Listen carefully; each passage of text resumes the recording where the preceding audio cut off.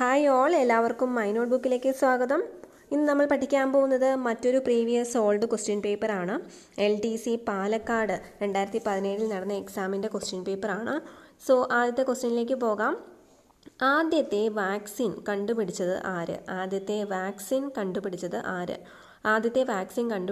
Edward ജെന്നറാണ്. Edward Jenner ഏത് വാക്സിനാണ് കണ്ടുപിടിച്ചത്? വസൂരിയുടെ വാക്സിനാണ്.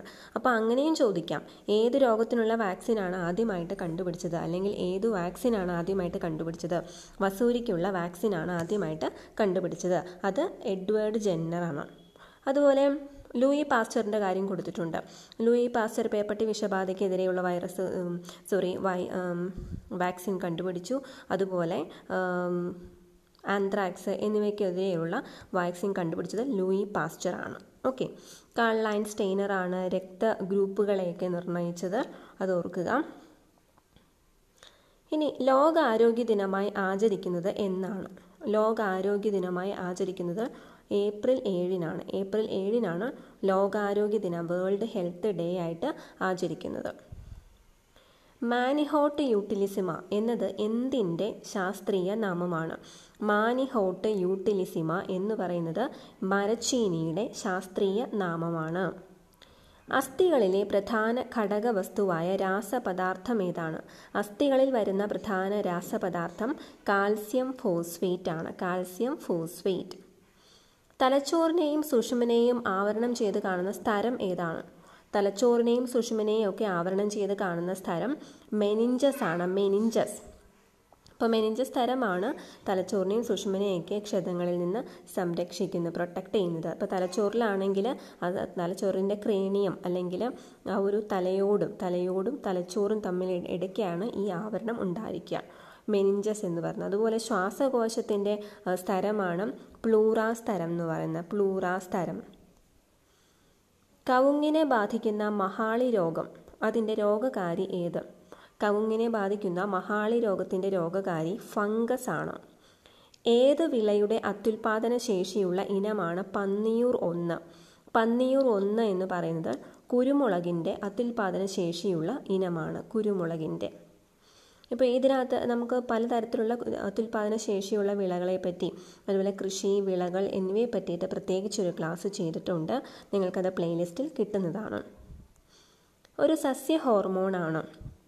അപ്പോൾ ഇതിൽ ഇൻസുലിൻ അതൊരു ജന്തു ഹോർമോണാണ്. തൈറോക്സിൻ, അഡ്രിനാലിൻ എല്ലാം ജന്തുക്കളിലുള്ള ഹോർമോണാണ്.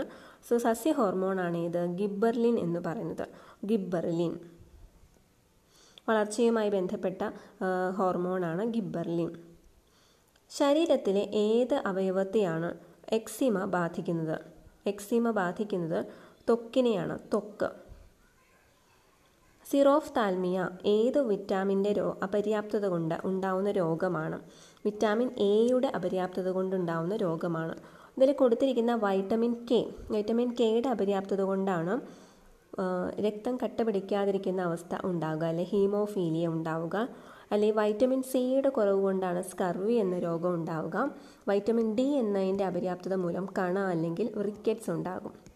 അപ്പോൾ നമ്മളിപ്പോൾ കണ്ടപ്പോൾ 2-3 ക്വസ്റ്റ്യൻ പേപ്പർ ഇപ്പോൾ നമ്മൾ പഠിച്ചതിൽ ഓരോ ക്വസ്റ്റ്യൻ പേപ്പറിലും ഒരു അപര്യാപ്തത രോഗം ചോദിച്ചിട്ടുണ്ട്. ഓക്കെ. കഴിഞ്ഞ ക്വസ്റ്റ്യൻ പേപ്പറിൽ വൈറ്റമിൻ ഡി ആയിരുന്നു, അതിനു മുമ്പ് വൈറ്റമിൻ ബി ആയിരുന്നു. അപ്പോൾ അതുപോലെ ചോദിച്ചിട്ടുണ്ട്. അപ്പോൾ നമുക്കിത് പ്രധാനപ്പെട്ടാന്ന് മനസ്സിലാവാം. അപ്പോൾ അപര്യാപ്തത രോഗങ്ങളെ പറ്റിയിട്ട് ഒരു ക്ലാസ് ഞാൻ ചെയ്തിട്ടുണ്ട്. രോഗങ്ങൾ അത് ബാക്ടീരിയ മൂലം ഉണ്ടാവുന്നോ അങ്ങനെ പ്രത്യേക ഒരു ലെസണും ചെയ്തിട്ടുണ്ട്. അല്ലാതെ ഒരു വീഡിയോയിൽ വൈറ്റമിൻ്റെ അപര്യാപ്തത കൊണ്ട്, എന്തിൻ്റെയൊക്കെ അപര്യാപ്തത കൊണ്ടുണ്ടാവുന്ന രോഗങ്ങളിൽ നിന്ന് ചെയ്തിട്ടുണ്ട്. അതും നിങ്ങൾക്ക് പ്ലേലിസ്റ്റിൽ കാണാവുന്നതാണ്. ആധുനിക ആവർത്തന പട്ടികയിൽ എസ് ബ്ലോക്ക് മൂലകങ്ങളെയും പി ബ്ലോക്ക് മൂലകങ്ങളെയും പൊതുവായി ഡാഷ് എന്ന് പറയുന്നു. എസ് ബ്ലോക്കിനെയും പി ബ്ലോക്കിനെയും പ്രാതിനിധ്യ മൂലകങ്ങൾ എന്ന് പറയുന്നു.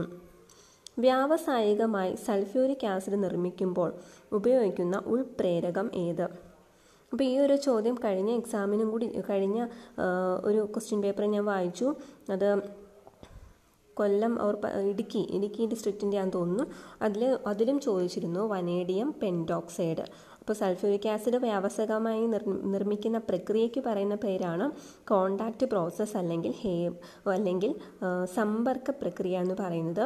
ഓക്കെ, അതിൽ യൂസ് ചെയ്യുന്ന കാറ്റലിസ്റ്റ്, അതായത് ഈ ഒരു റിയാക്ഷൻ പെട്ടെന്ന് നടക്കാൻ വേണ്ടിയിട്ട് ചേർക്കുന്ന ഉൽപ്രേരകം, അതാണ് കാറ്റലിസ്റ്റ്. അതെന്താണ്? Vanadium pentoxide. R1735 എന്നത് ഒരു മൂലകത്തെ സൂചിപ്പിക്കുന്നു. ഇതിൻ്റെ ആറ്റത്തിലുള്ള ന്യൂട്രോണുകളുടെ എണ്ണം എത്ര? അപ്പോൾ ഒരു മൂലകത്തിൻ്റെ ഇങ്ങനെ സിമ്പിളായിട്ട് ഇങ്ങനെ സൂചിപ്പിച്ചാൽ അതിൻ്റെ താഴെ കാണുന്നത് 17 എന്ന് പറയുന്നത് അതിൻ്റെ ആറ്റോമിക് നമ്പർ അഥവാ പ്രോട്ടോണിൻ്റെ നമ്പറും മുകളിൽ കാണുന്ന 35 എന്ന് പറയുന്നത് മാസ് നമ്പറുമാണ്. മാസ് നമ്പർ എന്നാൽ പ്രോട്ടോൺ പ്ലസ് ന്യൂട്രോൺ ആണ്. അപ്പോൾ ന്യൂട്രോണിൻ്റെ നമ്പർ കാണാൻ ആ 35 നിന്ന് 17 കുറച്ചാൽ മതി, അപ്പോൾ 18 കിട്ടും. താഴെ കൊടുത്തിരിക്കുന്നവയിൽ ജലകാഠിന്യത്തിന് കാരണമാകുന്ന രാസവസ്തു ഏതാണ്? ജലത്തിൻ്റെ കാഠിന്യത്തിന് കാരണമാകുന്ന രാസവസ്തുവാണ് കാൽസ്യം കാർബണേറ്റ്. താഴെ കൊടുത്തിരിക്കുന്ന പദാർത്ഥങ്ങളിൽ ഒരേ എണ്ണം തന്മാത്രകളുള്ളവ ഏതെല്ലാം? 36 ഗ്രാം ജലം, അതുപോലെ 32 ഗ്രാം ഓക്സിജൻ, 34 ഗ്രാം അമോണിയ, അതുപോലെ 45 ഗ്രാം ഗ്ലൂക്കോസ്. അപ്പോൾ അതിങ്ങനെ കാൽക്കുലേറ്റ് നോക്കുമ്പോൾ H2Oയിൽ നമ്മൾ നോക്കുകയാണെങ്കിൽ അപ്പോൾ H2O എന്നാണ്, 2 Hഉം 1 Oയുമാണ് വരുന്നത്. അപ്പോൾ അതിൻ്റെ ഗ്രാം വെച്ച് നോക്കുകയാണെങ്കിൽ ഒരേ എണ്ണം തന്മാത്രയാണ് 36 ഗ്രാം ജലത്തിൽ ഉള്ളത്. അപ്പോൾ അതുപോലെ തന്നെ 34 ഗ്രാം അമോണിയം, അത് 1ഉം 3ഉമാണ് കറക്റ്റ് വരുന്നത്.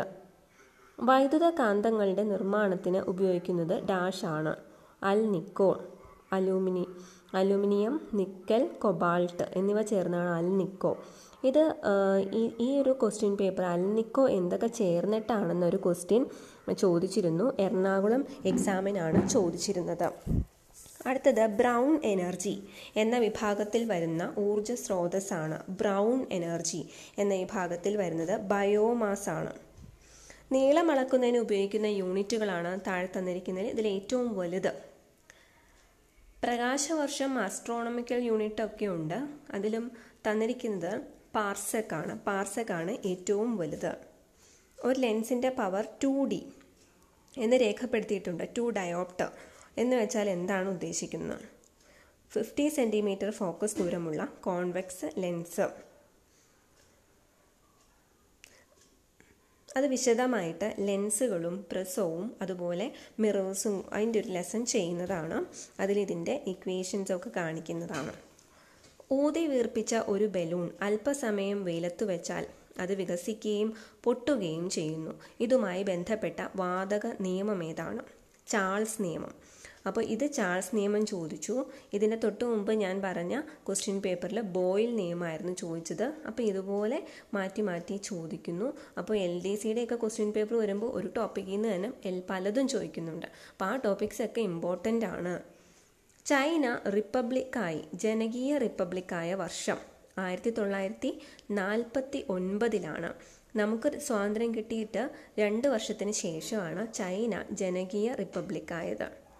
ചൈനയിലെ ആഭ്യന്തര യുദ്ധത്തിൽ പങ്കെടുത്ത സന്നദ്ധ സംഘടന ഏത്? ഓക്കെ, അപ്പോൾ ചൈനയെ പറ്റി തന്നെ വീണ്ടും ക്വസ്റ്റ്യൻ വന്നിരിക്കുകയാണ്. ജനകീയ വിമോചന സേന. ഓക്കെ, ജനകീയ വിമോചന സേന. അപ്പോൾ ചെങ്കുപ്പായക്കാരൊക്കെ, അത് റെഡ് ഷർട്ട് അല്ലെങ്കിൽ ചെങ്കുപ്പായക്കാരൊക്കെ ഇന്ത്യയിലെ ഓരോ സമരത്തിൻ്റെ ആളുകളാണ്, അല്ലാതെ ചൈനയിലല്ല. അപ്പോൾ അങ്ങനെ എലിമിനേറ്റ് ചെയ്തിട്ടാണെങ്കിലും ഇത് എഴുതാവുന്നതാണ്. ഏത് സമ്മേളനത്തിൻ്റെ തീരുമാനമനുസരിച്ചാണ് ജർമ്മനി വിഭജിക്കപ്പെട്ടത്? യാട്ട സമ്മേളനം. അതിനുശേഷമാണ് ജർമ്മനി വിഭജിച്ചത്. 2ാം ലോക മഹായുദ്ധത്തിനു ശേഷം രൂപം കൊണ്ട സോഷ്യലിസ്റ്റ് രാജ്യങ്ങളിൽ പെടാത്തതേത്? ബൾഗേറിയ. 2ാം ലോക മഹായുദ്ധത്തിന് ശേഷം രൂപപ്പെട്ടതാണ് ബാക്കിയെല്ലാം. പാഞ്ചിയയെ വലയം ചെയ്തിരുന്ന പ്രാചീന സമുദ്രം അറിയപ്പെട്ടിരുന്നത് പന്തലാസ. ദശലക്ഷക്കണക്കിന് മുമ്പ് ദക്ഷിണാർദ്ധഗോളത്തിൽ സ്ഥിതി ചെയ്യുന്നിരുന്ന വൻകരയുടെ പേര്. അപ്പോൾ ഈ വൻകരകൾ, പഴയ സമുദ്ര പേരുകൾ അങ്ങനെയൊക്കെ ചോദിച്ചിട്ടുണ്ട്. അപ്പോൾ ഈ ഒരു ക്വസ്റ്റ്യൻ പേപ്പറിൽ പ്രത്യേകിച്ചും ഒരു ടോപ്പിക്കിൽ നിന്ന് തന്നെ 1-2 ക്വസ്റ്റ്യൻസ് ചോദിച്ചിട്ടുണ്ട്. അപ്പോൾ ദക്ഷിണാർദ്ധഗോളത്തിൽ സ്ഥിതി ചെയ്തിരുന്ന വൻകരയാണ് ഗോഡ്വാന ലാൻഡ് എന്ന് പറയുന്നത്. വൻകരയെക്കുറിച്ച് വീണ്ടും ഒരു ക്വസ്റ്റ്യൻ വന്നിരിക്കുന്നു. വൻകര വിസ്ഥാപനം എന്ന ആശയത്തിന് ശാസ്ത്രീയ പരിവേഷം നൽകിയത് ആര്? Alfred Wegener. സ്വയം ഭരണം ഇല്ലാത്ത പ്രദേശങ്ങളുടെ ഭരണനിർവഹണത്തിനുള്ള ഘടകമാണ് ട്രസ്റ്റിഷിപ്പ് കൗൺസിൽ. ഐക്യരാഷ്ട്ര സംഘടനയുടെ ഭരണനിർവഹണ ഘടകമാണ് സെക്രട്ടേറിയറ്റ്. ഭരണനിർവഹണം ചെയ്യുന്ന ഐക്യരാഷ്ട്രസഭയുടെ ഘടകമാണ് സെക്രട്ടേറിയറ്റ്. 1945 സോവിയറ്റ് സേന ഉപരോധിച്ച ജർമ്മൻ തലസ്ഥാനം ഏതാണ്? ബെർലിൻ. ഇതിലെ ക്വസ്റ്റ്യൻ തെറ്റായതുകൊണ്ടാണത് പറയാത്തത്. തിരാതടവും തിരാശിഖിരവും തമ്മിലുള്ള ലംബ ദൂരം, അതിനാണ് തിരാദൈർഘ്യം എന്ന് പറയുന്നത്. സമുദ്രത്തിലെ തിരകളുടെ കാര്യമാണ് പറയുന്നത്. തിരാതടം അതുപോലെ തിരാശിഖിരം രണ്ടും തമ്മിലുള്ള ലംബ ദൂരമാണ് തിരാദൈർഘ്യം. സമുദ്രത്തിൻ്റെ ഏതു ഭാഗത്താണ് വേലിയേറ്റം ഉണ്ടാവുന്നത്? ചന്ദ്രനെയും സൂര്യനെയും അഭിമുഖീകരിക്കുന്ന സമുദ്രഭാഗങ്ങളിലാണ് വേലിയേറ്റം ഉണ്ടാവുന്നത്. അപ്പോൾ സമുദ്രവുമായി ബന്ധപ്പെട്ട് തീരവുമായി ബന്ധപ്പെട്ട് 2 ചോദ്യങ്ങൾ വന്നു. നാസി പാർട്ടി എന്നത് താഴെ കൊടുത്തിട്ടുള്ള എന്തിൻ്റെ ചുരുക്കെഴുത്താണ്? National Socialist German Workers Party, അതാണ് നാസി പാർട്ടി എന്ന് പറയുന്നത്. ഓക്കെ. ഫാസിസ്റ്റ്, ഇപ്പോൾ നാസികളുടെ പറഞ്ഞു, അപ്പോൾ ഫാസിസവും വന്നു അവിടെ. ഫാസിസ്റ്റ് സ്വേച്ഛാധിപത്യത്തിലെ ജർമ്മനിയിലെ കിരാത രൂപം നാസിസം. ഓക്കെ, അപ്പോൾ നാസിസം എന്നുള്ളതിൻ്റെ 2 ചോദ്യങ്ങൾ ഇവിടെ വന്നേക്കാണ്. അപ്പോൾ അതും ശ്രദ്ധിക്കുക. അപ്പോൾ ഇതുപോലെ ഈ ഒരു ക്വസ്റ്റ്യൻ പേപ്പറിൽ ഇങ്ങനെയുള്ള കുറച്ച് വെറൈറ്റി ക്വസ്റ്റ്യൻസ് ആണ് ചോദിച്ചിട്ടുള്ളത്. സുനാമി എന്ന ജാപ്പനീസ് പദത്തിൻ്റെ അർത്ഥം അയർലൻഡിലെ 26 പ്രവിശ്യകൾ ഉൾപ്പെടുത്തി രൂപീകരിച്ച സ്റ്റേറ്റ് ആണ് ഐറിഷ് ഫ്രീ സ്റ്റേറ്റ്. അയർലൻഡിൽ നിന്ന് ഓർത്തുക, അതങ്ങനെ ചെയ്ത് മാർക്ക് ചെയ്യാം. മനുഷ്യൻ്റെ ഏത് പ്രവർത്തനങ്ങളാണ് സമുദ്ര പരിസ്ഥിതിയുടെ സന്തുലിതാവസ്ഥയ്ക്ക് കോട്ടം ഉണ്ടാക്കുന്നത്? സമുദ്ര മലിനീകരണം. കാലിത്തീറ്റ, ജൈവവളം എന്നിവയുടെ നിർമ്മാണത്തിന് ഉപയോഗിക്കുന്ന കടൽ സസ്യങ്ങളാണ് ആൽഗകൾ. നമ്മൾ മറ്റൊരു പ്രീവിയസ് ക്വസ്റ്റ്യൻസ് മാത്രം ഓരോ സ്പെസിഫിക് ടോപ്പിക്കിൻ്റെ മാത്രം ഡിസ്കസ് ചെയ്തപ്പോഴും ഇതെല്ലാം പറഞ്ഞിരുന്നു. 1-ാം ലോക മഹായുദ്ധകാലത്തെ അമേരിക്കൻ പ്രസിഡന്റാണ് വുഡ്രോ വിൽസൺ. അഖില സ്ലാവ് പ്രസ്ഥാനത്തിൻ്റെ വക്താവാര്? റഷ്യ. 1889 2-ാം ഇന്റർനാഷണൽ നടന്ന സ്ഥലം പാരീസ്. ജീവന്റെ ഉത്ഭവം എവിടെയായിരുന്നു? സമുദ്രത്തിൽ. ചൈനയിൽ പ്രവർത്തിച്ചു വന്നിരുന്ന വിവിധ വിപ്ലവ സംഘടനകളെ യോജിപ്പിച്ചുകൊണ്ട് സൺ യാത്സൻ രൂപീകരിച്ച സംഘടന ഏതാണ്? Chinese Revolutionary League. സുഡാനിലെ നീഗ്രോകളെ നമ്മൾ എന്തു വിളിക്കുന്നു? കാപ്പിരികൾ എന്ന് വിളിക്കുന്നു. ഇറ്റലിയുടെ ഏകീകരണത്തിന് ശ്രമിച്ച ചിന്തകനാര്? ഇറ്റലിയുടെ ഏകീകരണത്തിന് ശ്രമിച്ച ആളാണ് മസീനി. മനുഷ്യൻ സസ്തനികളിലെ ഉയർന്ന വർഗമായ ഡാഷ് എന്ന ഗണത്തിൽപ്പെട്ടവയാണ് പ്രൈമേറ്റുകൾ. സാമ്രാജ്യത്വത്തിൻ്റെ ഏറ്റവും പ്രകടമായ പ്രത്യേകത? ചൂഷണം. So thank you for watching this video. നിങ്ങൾക്ക് ഈ വീഡിയോ ഇഷ്ടമായെങ്കിൽ, ഉപകാരപ്പെട്ടെങ്കിൽ ലൈക്ക് ചെയ്യുക, ഷെയർ ചെയ്യുക. bibimohan.com എന്ന ബ്ലോഗ് സന്ദർശിക്കുക. നിങ്ങൾക്ക് നോട്ട്സും ക്വസ്റ്റ്യൻ പേപ്പേഴ്സും ഒക്കെ കിട്ടുന്നതാണ്. കൂടാതെ എന്തെങ്കിലും കമൻസും സജഷൻസും ഉണ്ടെങ്കിൽ അറിയിക്കുക. Thank you so much for watching.